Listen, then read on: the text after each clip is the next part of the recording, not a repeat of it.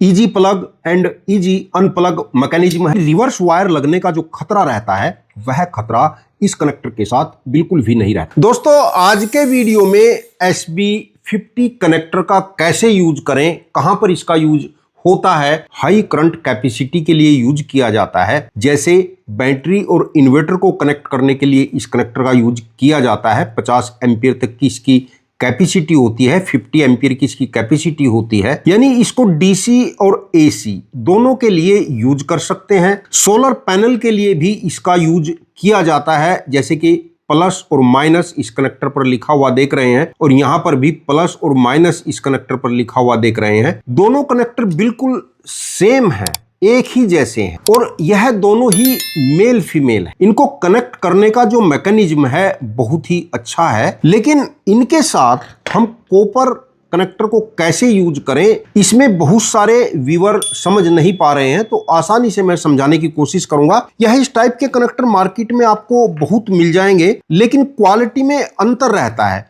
जैसे यह आप देख रहे हैं और यह इस टाइप का यह देख रहे हैं, तो आपको अलग अलग दिखाई दे रहे होंगे। तो यह बेस्ट क्वालिटी फर्स्ट प्लास्टिक में कवर है, यह कुछ हल्का है। इसी प्रकार यह जो कॉपर कनेक्टर होते हैं, यहां पर जो आप थिम्बल पत्तियां देख रहे हैं, यह प्योर कॉपर में है। तो मार्केट में आपको यह अलग अलग रेट में मिल सकते हैं, अलग अलग कलर में भी मिल सकते हैं। मैकेनिज्म सभी का एक ही रहता है, बेशक आप कॉस्टली खरीद रहे हैं या लो कॉस्ट का खरीद रहे हैं, मैकेनिज्म सभी का एक ही रहता है। यह थिम्बल पत्तियां आपको प्योर कॉपर में मिल सकती हैं, निकल में मिल सकती हैं, आयरन में भी मिल सकती हैं, लेकिन प्योर कॉपर में यदि यह रहेंगी तो कनेक्टर अधिक दिनों तक आपका चलेगा। कनेक्टर के अंदर लो रेजिस्टेंस रहेगा, एक्सीलेंट इलेक्ट्रिक कनेक्टिविटी बनी रहेगी। अब इनको कवर में कैसे सेट करते हैं, जैसे कि इसके अंदर दो कमानी पत्तियां आप देख रहे हैं, जो इस कॉपर पत्ती को अंदर स्टेबल रखती हैं। कॉपर पत्ती के एक साइड में यहां पर आप ग्रिप देख रहे हैं, तो अंदर वाली पत्ती इस ग्रिप में इस प्रकार फंस जाती है और फिर यह बाहर नहीं निकल पाता है। एक बार अंदर जाकर के पत्ती में जैसे ही फंस जाएगी, कमानी में फंस जाएगी, तो फिर यह बाहर नहीं निकलता है। यदि बाहर निकालना है तो किसी स्क्रू से या चाकू से या किसी भी चीज से इस पत्ती को पहले नीचे की ओर दबाना होता है और इस कॉपर थिम्बल में लगे वायर को बाहर की तरफ खींचना होता है, तो यह बाहर निकल आता है। और इसमें किसी भी कॉपर वायर को अटैच करने के लिए यहां पर कॉपर वायर लगाएंगे, जैसे कि दो पत्ती हैं तो एक पत्ती में रेड वायर लगाएंगे और एक पत्ती में ब्लैक वायर लगाएंगे। यदि आपका वायर गेज कम है तो आप इसको फोल्ड कर सकते हैं, इसको फोल्ड करके यहां पर घुसाएंगे और इसको सोल्डरिंग करेंगे, या यदि आपके पास पंचिंग मशीन है तो इसको पंचिंग मशीन से पंच भी कर सकते हैं, जैसा कि यहां पर देख रहे हैं। अब यह लूज नहीं होगा। कुछ भाई प्लायर की सहायता से भी इसको प्रेस करके दबा लेते हैं, उसके लूजिंग रहने के चांस रहेंगे। तो इसीलिए कोशिश करें कि यदि प्लायर से आप इसको दबा रहे हैं तो उसके बाद हल्की सोल्डरिंग भी अवश्य करें। तो एक क्लैंप पत्ती में आपने ब्लैक वायर लगा लिया है और एक में आप रेड वायर कनेक्ट करेंगे। और अब इन वायर जहां पर यह आप देख रहे हैं कि प्लस लिखा हुआ है, तो प्लस की तरफ आप अपना रेड वायर घुसाना है। ध्यान रहे कि जो ग्रिप है इसको नीचे की तरफ रखना है, जिससे कि अंदर की पत्ती में जाकर यह अच्छे से कनेक्ट हो जाएगी। जैसे कि इधर से मैं इसको इंजेक्ट कर रहा हूं, तो आप देखेंगे कि जाकर कैमरे में भी देख पा रहे होंगे, तो मैं इसको इंजेक्ट कर रहा हूं तो आप देखोगे कि यह अंदर वाली कमानी में जाकर के पत्ती में जाकर के अटैच हो गई है। और अब आप इसको यदि खींचते भी रहेंगे तो यह बाहर नहीं निकलेगा। और जिस साइड में माइनस लिखा हुआ है उस साइड में आपको ब्लैक वायर घुसाना है। ध्यान रहना है कि जो ग्रिप है वह नीचे रहना चाहिए। यदि आप इसको उल्टा करके ऐसे फंसाएंगे तो आपका वायर अंदर तो चला जाएगा, यह देखिए अंदर तक आ गया है, लेकिन जब इसको आप बाहर निकालना चाहेंगे तो आसानी से यह बाहर भी निकल जाएगा। तो इसलिए यह जो ग्रिप है यह नीचे की तरफ रख के वायर को इंजेक्ट करना, और अब आप इसको बाहर नहीं निकाल पाए। और यहां पर आप देख रहे हैं कि जो आपका कॉपर थिम्बल था, जो इस टाइप का आपका थिम्बल था, वह अंदर चला गया है। इसके अंदर जो कमानी पत्ती लगी हुई है उसके दो रोल हैं।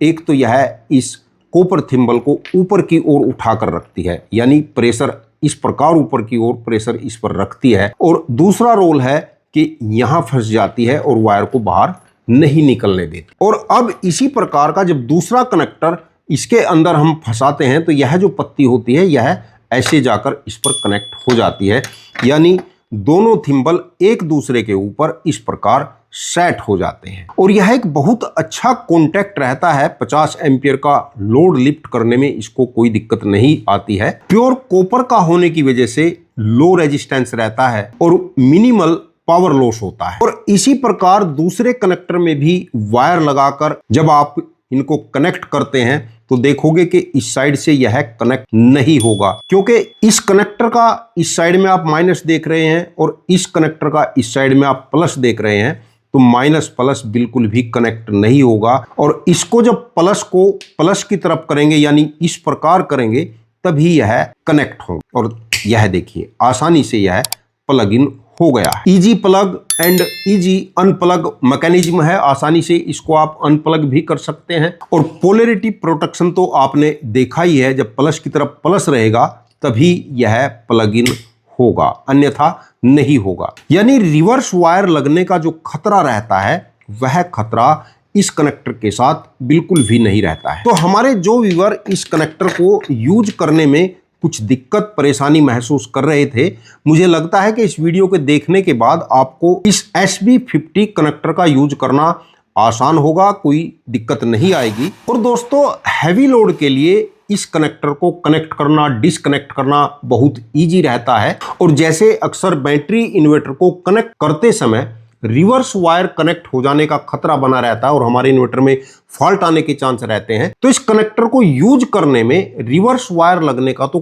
किसी प्रकार का कोई चांस नहीं रहता है, क्योंकि यह रिवर्स वायर के साथ कनेक्ट ही नहीं होगा। तो यदि आपका डीसी या एसी लोड 50 एम्पियर तक का है तो आपको 2 कनेक्टर का यूज करना चाहिए मेल फीमेल के रूप में।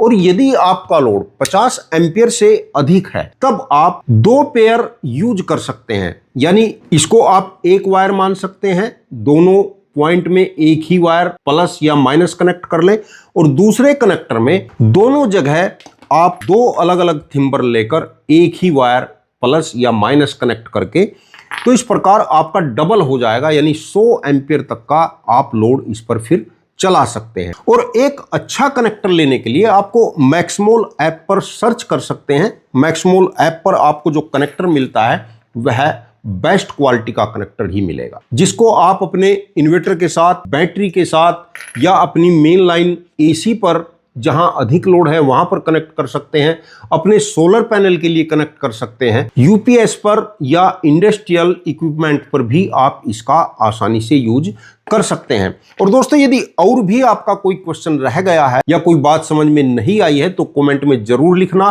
किसी वीडियो के माध्यम से फिर आपकी शंका का समाधान करने की कोशिश करूंगा। वीडियो आपको कैसा लगा कमेंट करके जरूर बताना। चैनल को यदि अभी तक सब्सक्राइब नहीं किया तो प्लीज चैनल को सब्सक्राइब करके बेल आइकन का बटन जरूर दबा लेना। वीडियो देखने के लिए आपका बहुत बहुत धन्यवाद। नमस्कार दोस्तों।